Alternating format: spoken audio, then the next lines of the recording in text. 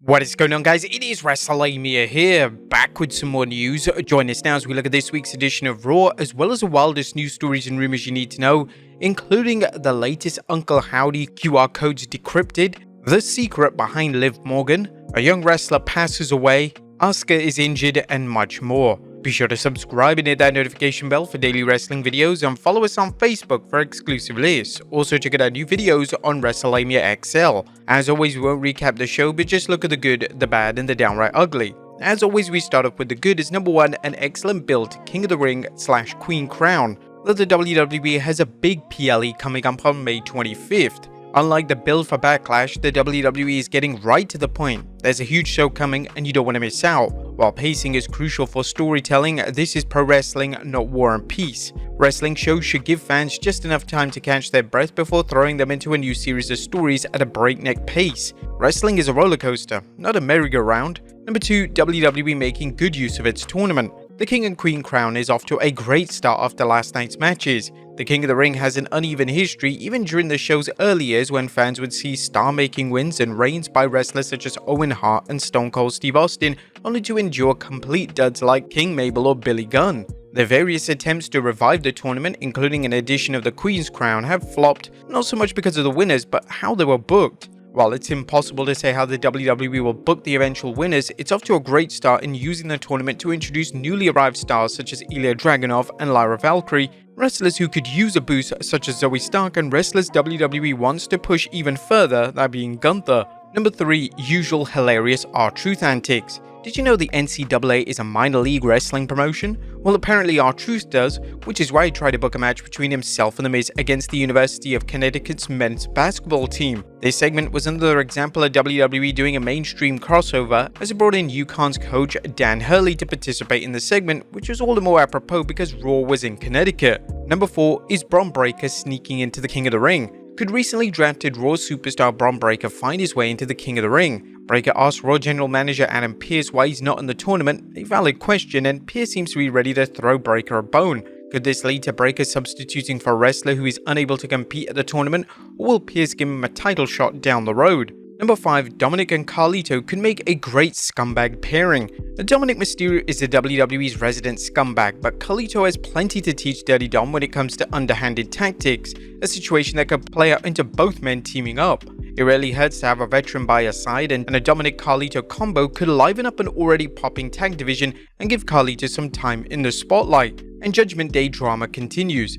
Is the Judgment Day falling apart? Is Liv Morgan looking to take Rhea Ripley's place as Dominic's mommy? Is Damian Priest ready to dump the excess baggage that is weighing down his title run? How will Rhea Ripley react when she comes back from injury? These various questions are keeping the Judgment Day at the forefront of Raw storytelling and are an example of how to book a faction as more than just a bunch of wrestlers who interfere in each other's matches. Well, that was good. What about the bad? Is number 1, Sheamus the Jobber. Is Sheamus' run at the top or even the upper card over? It sure looks that way, judging from the Celtic Warriors tap-out loss to Gunther. We understand that WWE is pushing Gunther even stronger than when he held the IC Championship. However, Sheamus shouldn't have tapped out unless the WWE feels he had to reach the point where he's only in the WWE to put over other stars. If so, let's hope that speculation as Giovanni Vinci is teaming with Sheamus doesn't pan out, as Vinci doesn't need to be dragged down.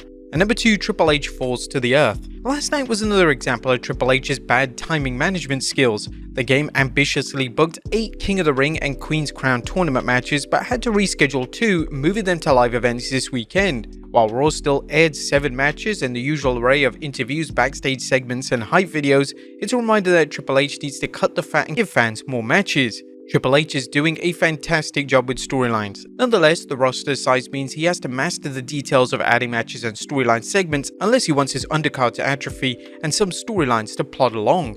That was nothing downright ugly. Despite Triple H's scheduling shortcomings, last night's show put the WWE back on track, and fans now know where storylines are headed and what to look forward to. What do you guys think of Raw last night? Let us know in the comments down below. Now let's move on to the news.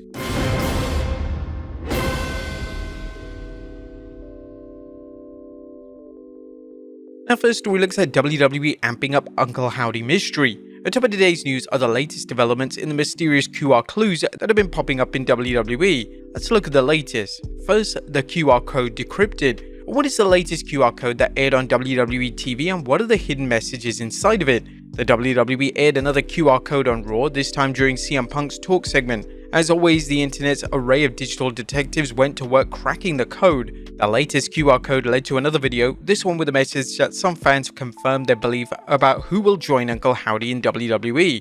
Essentially, Sports commented on the video saying, the video repeats some visuals while also including some unique frames, including a bird that has been teased before. This time around, the video also has a message for the viewers. It reads, "Even now you doubt us, but soon you will understand that all we ever wanted was a chance." While the WWE could be using these videos to swerve fans into thinking Uncle Howdy is returning when it could be planning something else, many fans believe the WWE intends to bring Uncle Howdy back in a group of wrestlers similar to the rumored Wyatt 6.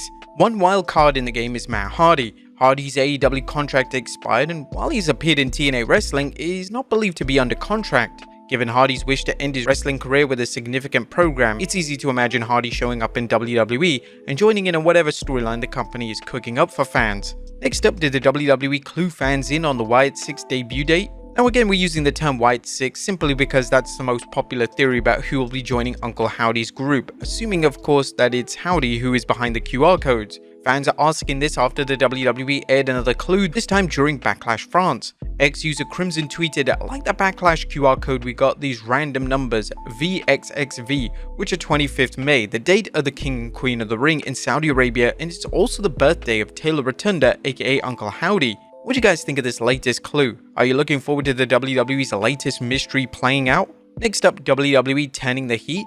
Unlike any good storyline, it looks like it's turning the heat on the mystery involving the various QR codes that have aired as well as other hints. Ex-user Bobby Backlashley recently tweeted on some happenings at a live event. "I love how these teasers are progressively becoming more erratic. Lights are flickering more than usual, more static, the Nightbird song all distorted at the end." Next up, Asuka Injured. And Damage Control's Asuka is out with an injury. While details are sketchy, the WWE's Adam Pearce informed fans that the Empress of Tomorrow was being pulled from the Queen's Crown tournament and Dakota Kai was taking her place. Wrestling News is reporting it was not said what the nature of the injury is or how long she's expected to be out of action. There was an Asuka injury scare back in March during a segment where Damage Control attacked Bayley. Asuka appeared to be limping, which led to questions whether she was hurt. She has wrestled since then, including a 6-women tag match at WrestleMania 40, but it's unknown if she's working through an injury or she was injured sometime after. We send our best wishes to Asuka for a fast and full recovery. Next up, unfortunately some sad news as wrestler Dick Dynamo passes away.